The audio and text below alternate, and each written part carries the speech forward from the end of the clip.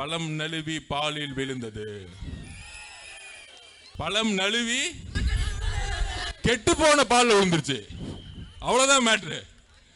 கெட்டு போன பால்ல விழுந்து என்ன பிரயோஜனம்? யார் குடிக்க போறா? முதலமைச்சர் அவர்கள் திடீர்னு ஒண்ணு MK Stalin share auto service ஒன்று ஆரம்பிச்சிட்டார். யாரெல்லாம் வண்டி நம்ம ஷேர் ஆட்டோல 9 நம்ம டிரைவர் கூப்பிட்டாங்க பாத்தீங்களா, அண்ணா ஏறுன ஏறுன ஏறுன ஏறுன ஏறுன ஏறுன ஏறுன ஏறுன ஏறுன ஏறுன வண்டி ஏறுன ஏறுன ஏறுனு சொல்ற மாதிரி ஒருத்தரை ஜெயிக்கிறதுக்கு யார் யாரெல்லாம் கண்ணில் படுறீங்களோ தயவு செஞ்சு ஏறுங்க. பேமெண்ட் மட்டும் டைரக்ட் பிக்ஸ், ஜிபே அனுப்பிச்சுக்கிட்டே இருப்போம். ஜிபே பிக்ஸ் ஏறுங்க, ஜிபே பிக்ஸ் ஏறுங்க, ஜிபே பிக்ஸ் ஏறுங்க. எல்லாம் ஜிபேல தான் ஓடிட்டு இருக்க கூட்டணி இல்ல. அப்ப எல்லாம் ஷேர் ஆட்டோல ஏத்திட்டு தொண்டர்கள் நம்ம கிட்ட வந்துட்டாங்க. இதை சொன்னா புரிஞ்சிக்க மாட்டேங்கிறாங்க. காங்கிரஸ் இருக்க தொண்டர்கள் நம்ம கிட்ட வந்துட்டாங்க. எல்லா தொண்டர்களும் ஷிஃப்ட் ஆயிட்டாங்க. ஆனா ஷேர் ஆட்டோ மட்டும் போய்கிட்டே இருக்கு. முன்னாடி அவங்க அப்பா, பக்கத்துல பையன், 2 பேர் ஓட்டுவாங்க பாத்தீங்களா ஷேர் ஆட்டோ. கமலஹாசன் நாளைக்கு ஒரு மீட்டிங் நடத்துறாராம். அது புரியல. திடீர்னு அவர் எங்க வந்தாருன்னு தெரியல அரசியலுக்கு. அந்த கட்சியை தான் ரெட் ஜெயிண்ட் வாங்கி 2 வருஷம் ஆச்சு. நம்ம தலைவரை பார்த்து அவர் ஏன் ஊடகத்துல பேட்டி கொடுக்க மாட்டேங்கிறார், பேட்டி கொடுக்க மாட்டார். இப்ப நான் ஓப்பன திமுக காரன் பார்த்து கேட்கிறேன், நாளைக்கே ஒரு ஸ்டேஜை போடுவோம். எல்லா பத்திரிகையும் கூப்பிடு, 2 பேர் தான் அந்த ஸ்டேஜில் இருக்கணும். எல்லா நிர்வாகிகளும் இந்த கேள்வியை பதில் சொல்லுங்க. ரமேஷ், ராஜ்மோகன் எல்லா பேட்டியிலும் சொல்லுங்க. சேலஞ்ச் விடுற முதலமைச்சரை பார்த்து, எந்த பேப்பர் இல்லாம உன் பக்கத்துல எந்த நிர்வாகி இல்லாம தனியால ஸ்டேஜ்ல வந்து உட்கார். என் தலைவர் தனியா வருவார். 2 பேரை வச்சு பிரஸ் கான்ஃபரன்ஸ் நடத்துவோம். இந்த போட்டிக்கு நான் ரெடினா நாளைக்கே நான் ரெடி, என் தலைவர் ரெடி. இந்த அள்ளு சில்லறைகளை என் தலைவர் பதில் சொல்ல மாட்டார். இந்த அள்ளு சில்லறை, இந்த அண்டா, சொம்பு, டீஸ்பூனு இதுக்கெல்லாம் பதில் சொல்ல மாட்டாரு. என்ன ஒருத்தருக்கு தான் இங்க போட்டியே திமுக, திமுக. அப்ப யாருக்கு பதில் சொல்லணும்?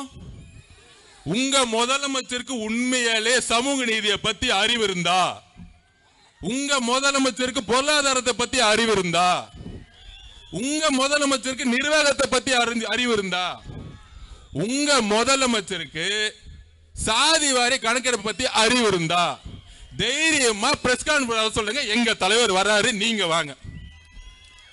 இன்னமேட்டு பிரஸ் கான்ஃபரன்ஸ் பத்தி பேசினா மாண்புமிகு முதலமைச்சர் நீங்க வாங்க. 2 பேரும் எப்படி அமெரிக்காவில் உட்காந்து முதலமைச்சர் பிரைம் மினிஸ்டர் பிரசிடென்ட் ஆகிறதுக்கு முன்னாடி 2 பேரும் உட்காந்து பேசுவாங்க மக்கள் முன்னாடி. 2 பேரை பேச வைப்போம். ஃபர்ஸ்ட் ஷாட்லயே அவுட். ஏன்னா ஷூட்டிங் இல்ல, கேமரால சிஎம் போயிட்டே இருப்பாரு. எங்க தலைவருக்கு கேமராவே தேவையில்லை. அவர் ஆல்ரெடி நடிகராக வந்தவரியா. நீ ஸ்கிரிப்ட், அவரு உணர்வு.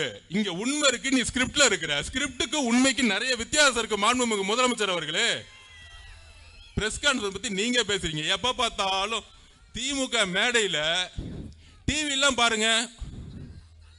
அதான் டிவில பாருங்க, எந்த திமுக காரனும் வந்து பேசுறதே கிடையாது. டிவில பேசுறது எல்லாம் பத்திரிகையாளர்னு சொல்லிட்டு உட்கார்ந்துட்டு இருக்காங்க. ஏன்னா பேச தெரியாத ஒரு கட்சி தான் இன்னைக்கு திமுக. நம்மள பார்த்து பேச தெரியுமா, பேச தெரியுமா, பேச தெரியுமான்னு கேக்குறாங்க. அப்ப உடனே நியூஸ் பயங்கரமா, பழம் நழுவி பாலில் விழுந்தது. அது கலைஞர் 2016 சொன்னாருப்பா. இது அவுட் ஆஃப் சிலபஸ் ஆயிருச்சு. இப்ப என்னைக்கு வந்து வண்டியை ஓட்டிட்டு இருக்கீங்க? பழம் நழுவி கெட்டு போன பால்ல விழுந்துருச்சு. அவ்வளவுதான் மேட்ரு. கெட்டு போன பால்ல விழுந்து என்ன பிரயோஜனம்? யார் குடிக்க போறா? அதாவது திமுக அப்படியே ஆரம்பிச்சிருச்சுன்னா, ஒரே ஒரு தலைவர், நம்ம தலைவரை பார்த்து அவர் பேரை சொல்றாங்களோ இல்லையோ, டெய்லி தூக்கத்துல இருந்து எந்திரிச்சு, தலைவர் சொன்ன மாதிரி தூக்கத்துல எந்திரிச்சா கூட விசில் அடிச்சிட்டு இருப்பாரு. அந்த மாதிரி டெய்லி ஒரு பிரச்சனை. இது எப்படி நம்ம தலைவரை ஜெயிக்கலாம், தமிழக வெற்றி கழகத்தை ஜெயிக்கணும்? பர்சன்டேஜ் பாட்டு 27, 30, 32% போய்கிட்டே இருக்கு. எப்படி வந்து நிப்பாட்டணும்? ஒன்னும் புரியல. திடீர்னு வந்து முதலமைச்சர் அவர்கள் திடீர்னு ஒண்ணு MK Stalin share auto service ஒன்று ஆரம்பிச்சிட்டார். யாரெல்லாம் வண்டி நம்ம ஷேர் ஆட்டோல 9 நம்ம டிரைவர் கூப்பிட்டாங்க பாத்தீங்களா, அண்ணா ஏறுன ஏறுன ஏறுன ஏறுன ஏறுன ஏறுன ஏறுன ஏறுன ஏறுன ஏறுன வண்டி ஏறுன ஏறுன ஏறுனு சொல்ற மாதிரி ஒருத்தரை ஜெயிக்கிறதுக்கு யார் யாரெல்லாம் கண்ணில் படுறீங்களோ தயவு செஞ்சு ஏறுங்க. பேமெண்ட் மட்டும் டைரக்ட் பிக்ஸ், ஜிபே அனுப்பிச்சுக்கிட்டே இருப்போம். ஜிபே பிக்ஸ் ஏறுங்க, ஜிபே பிக்ஸ் ஏறுங்க, ஜிபே பிக்ஸ் ஏறுங்க. எல்லாம் ஜிபேல தான் ஓடிட்டு இருக்க கூட்டணி இல்ல. அப்ப எல்லாம் ஷேர் ஆட்டோல ஏத்திட்டு தொண்டர்களை நம்ம கிட்ட வந்துட்டாங்க. இதை சொன்னா புரிஞ்சிக்க மாட்டேங்கிறாங்க. காங்கிரஸ் இருக்க தொண்டர்கள் நம்ம கிட்ட வந்துட்டாங்க. எல்லா தொண்டர்களும் ஷிஃப்ட் ஆயிட்டாங்க. ஆனா ஷேர் ஆட்டோ மட்டும் போய்கிட்டே இருக்கு. முன்னாடி அவங்க அப்பா, பக்கத்துல பையன், 2 பேர் ஓட்டுவாங்க பாத்தீங்களா ஷேர் ஆட்டோ. அப்ப நம்ம எது ஓட்டுறோம்? அரசு பேருந்து, மக்களை ஏற்றக்கூடிய ஒரு பேருந்து. இப்ப ரீசெண்டா நான் பஸ்ல போனேன். மகாபலிபுரம் டு கோவளம் வரைக்கும் போனேன் ஒரு சர்வே எடுக்கிறதுக்காக. நானும் என் ஆபீஸ்ல வேலை பார்க்குற ஒரு தோழரும் போனோம். கேப்லாம் போட்டுட்டு போகும்போது நம்மளுடைய சின்னம் இருக்கு பாருங்க, எந்த அளவுக்கு ரீச் ஆயிருக்கு தெரியுமா? கோவளத்திலிருந்து கரெக்டா 7-8 ஸ்டாப், சாரி மகாபலிபுரத்துல இருந்து கோவளம் வரைக்கும் நான் போயிட்டு இருக்கேன். ஒவ்வொரு தாட்டி கண்டக்டர் விசில் அடிச்சுக்கிட்டே இருக்கார். ரே ரே போலாம், இறங்க, நிப்பாட்டு. நான் அப்பதான் நினைச்சேன், எத்தனை ஆயிரம் பஸ் ஓடிட்டு இருக்கு, ஒவ்வொரு ஸ்டாப்லயும் விசில் அடிச்சுட்டே இருக்காரு கண்டக்டர். அப்ப நண்பர்களே, நம்மளுடைய சின்னம் 8 கோடி பேருக்கு ரீச் ஆயிடுச்சு. நீங்க ஒன்னே ஒண்ணு புரிஞ்சுக்கணும், இந்த கூட்டணியுடைய அரித்மெட்டிக்ஸ் எல்லாம் தமிழ்நாட்டில் எடுப்படாது. தலைவர் மேலே நம்பிக்கை இல்லாத பொழுது பக்கத்தில் இருக்கவங்க மேல எப்படி நம்பிக்கை வரும்? முதலமைச்சர் வேட்பாளர் அண்ணன் திருமானனா? இல்லை. முதலமைச்சர் வேட்பாளர் கம்யூனிஸ்ட்ல இருந்து இருக்காங்களா? இல்லை. முதலமைச்சர் வேட்பாளர் அம்மா பிரேமலதா மேடமா? இல்லை. வேற யார் இருக்காங்க?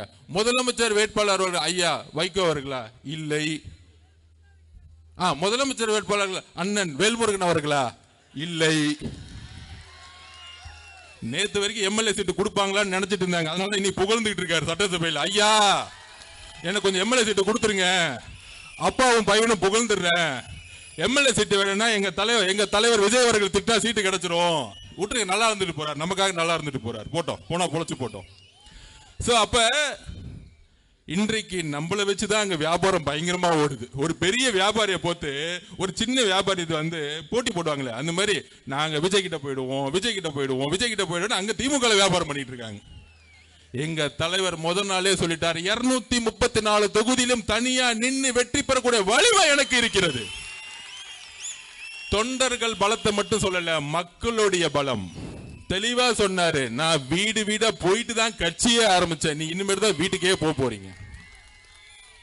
அப்ப அஜெண்டா தெளிவு. நமக்குள்ள ஒரு வேக, ஒரு என்ன சொல்றாங்க, ஒரு டிவி மாயை உருவாக்குவாங்க. நீங்க 2014 திருப்பி சொல்ற, 2014 தேர்தல் களம் எப்படி இருந்துச்சு தெரியுமா? கலைஞர் சென்ட்ரல் கவர்மெண்ட்ல அவங்க தான் பவர், காங்கிரஸ், விசிகே, பிஎம்கே, வரிசையா பாத்தீங்கன்னா எல்லா கட்சி இருந்துச்சு. ஆனா 2014 எதிர்கட்சியா கூட திமுக. அந்த ரிசல்ட் தான் திருப்பி வரப்போகுது. என்றைக்கும் திமுக 2வது தடவை ஜெயிச்சதா வரலாறே கிடையாது. என்றைக்கும் வரலாறு கிடையாது. அந்த வரலாற்றை அவங்க அப்பனாலே உடைக்க முடியல, பையனால உடைக்க முடியுமா? கலைஞராலே உடைக்க முடியல, ஸ்டாலினால உடைக்க முடியுமா? முடியவே முடியாது. அதுதான் வரலாறு சொல்லுது. கடைசியா ஒரு ட்ரை பண்ணி பார்த்தாரு கலைஞர். எப்ப தெரியுமா? 1984. ஏன்னா அப்ப எம்ஜிஆர் ஊர்ல இல்ல, வெளியூர்ல உடம்பு சரியா படுத்துட்டு இருக்காரு. அப்போ ஒரு உருட்டு உருட்டுனாங்க. அண்ணன் செங்கோட்டை என்ன சொன்னார், அந்த உருட்டை என்ன சொன்னாங்கன்னா, என்னுடைய நண்பர் தான் எம்ஜிஆர், அவருக்காக என்ன முதலமைச்சர் ஆக்குங்க, அவர் வந்தவன இந்த பதவியை திருப்பியும் கொடுத்துருவேன் அப்படின்னு சொன்னாரு. அந்த உருட்டு கூட மக்கள் நம்பாம படுத்துட்டு இருந்தவரை ஜெயிக்க வச்சாங்க. இதுதான் தமிழ்நாடு. இந்த குடும்பம் என்றைக்கும் ஜனதாதள் ஜெயிச்சதே இல்லை. ஐயா இபிஎஸ் அவர்கள் மேல ஏற்பட்ட தோல்வினால 2021 வந்தாங்க, பிஜேபி எதிர்த்தனால வந்தாங்க. ஆனால் இன்னைக்கு நிர்வாகம் ஒட்டுமொத்தமா ஊழல் மட்டுமே அடிப்படையா இருக்கிறதுனால கண்டிப்பாக இன்னொரு முறை இந்த குடும்பம் வர்றதுக்கான வாய்ப்பே இல்லை. அது இல்லாம இப்ப வரும்போது பார்த்துட்டு இருந்தேன் யூடியூப்ல, கமலஹாசன் நாளைக்கு ஒரு மீட்டிங் நடத்துறாராம். அது புரியல, திடீர்னு அவர் எங்க வந்தாருன்னு தெரியல அரசியலுக்கு. அந்த கட்சியை தான் ரெட் ஜெயிண்ட் வாங்கி 2 வருஷம் ஆச்சு. திடீர்னு எதுக்குப்பா அவர் காந்தியவாதி மாதிரி ஒரு மீட்டிங் நடத்திட்டு இருக்காரு, திடீர்னு பெரியாரிஸ்ட்ங்கிறாரு, திடீர்னு காந்தியவாதிங்கிறாரு. அந்த கூட்டணி நாளைக்கு எதுக்கு அந்த மீட்டிங்னா, என்ன ஒரே குழப்பமா இருக்குல்ல, அதனால எல்லா கூட்டணி கட்சிகளும் ஒரே ஸ்டேஜில் ஏத்திடுறாங்க. அதுக்கு ஒரு காந்தியை கொண்டு வராங்க. நேற்று வரைக்கும் காந்தியை பத்தி யாரும் தமிழ்நாட்டில் பேசினதே இல்லை. ஆனா திடீர்னு கமலஹாசனை கூப்பிட்டு, அண்ணா நீங்க சும்மா தானே இருக்கீங்க, ஒரு காந்தி மீட்டிங் போட்டுருங்க, நம்ம எல்லாம் ஒற்றுமையா இருக்கிற மாதிரி ஸ்டேஜில் நின்றுடுவோம். காந்திவாதி மீட்டிங்கு மு.க. ஸ்டாலின் திமுக கூப்பிடுறீங்களே, அவர் உயிரோட இருந்தாருன்னு வச்சுக்கோங்க, ஏதாவது தூக்கி அடிக்க வந்துருவார். தமிழ்நாடு முழுசும் டாஸ்மார்க் 60,000 கோடி ரூபாய் சேல்ஸ் பண்ணிட்டு, காந்தியோட அடிப்படை கொள்கை என்னப்பா? மதுக்கு எதிரானது. ஆனா நாளைக்கு காந்தியவாதி மீட்டிங் மு.க. ஸ்டாலின் அவர்கள் தலைமை தாங்குகிறார், துணை முதலமைச்சர் அவர்கள் தலைமை தாங்குகிறார். ஏன் டாஸ்மார்க்கை பத்தி பேசுறேன்? வட மாவட்டங்கள் இருக்கக்கூடிய திருவண்ணாமலையிலிருந்து விழுப்புரம், தருமபுரி, கடலூரிலிருந்து எல்லா ஊரும் இன்றைக்கு ஏன் வறுமையில் இருக்கு? அதிகமான டாஸ்மார்க் 20,000 கோடி இருக்குமான சேல்ஸ் இங்க தான் இருக்கு, இந்த வட மாவட்டங்கள் தான் இருக்கு. ஏன் வறுமையில் இருக்காங்க? நம்மளுடைய தலித் சகோதரர்களும் வறுமையா தான் இருக்கிறாங்க, நம்மளுடைய வன்னிய சகோதரர்களும் வறுமையா தான் இருக்கிறாங்க, எல்லா சமூக மக்களிலும் வறுமையா தான் இருக்காங்க. எங்களுடைய தலைவருக்கு சாதி தெரியாது. வன்னிய சகோதரர்களும் தலித் சகோதரர்களும் சரி சமமாக பார்க்கக்கூடிய ஒரே தலைவர் எங்களுடைய தலைவர். இந்த பிரித்தாளும் சூழ்ச்சியை எங்கள் தலைவர் உருவாக்க தெரியாது. இதுதான் எங்களுடைய அடிப்படை கொள்கை. வன்னிய சகோதரர்களும் தலித் சகோதரர்களுக்குமான ஏழ்மையை தூக்கி எறியதான் எங்க தலைவர் வந்திருக்கார். அதனால தான் வட மாவட்டத்தில் முக்கியமா இன்னைக்கு மீட்டிங் போட சொன்னார். இந்த சாதியை அடிப்படையில் சாதிவாரி கணப்பை உருவாக்கி வறுமையை ஒழிக்க எங்க தலைவரால் மட்டும்தான் முடியும், தமிழக வெற்றி கழகத்தால் தான் முடியும்.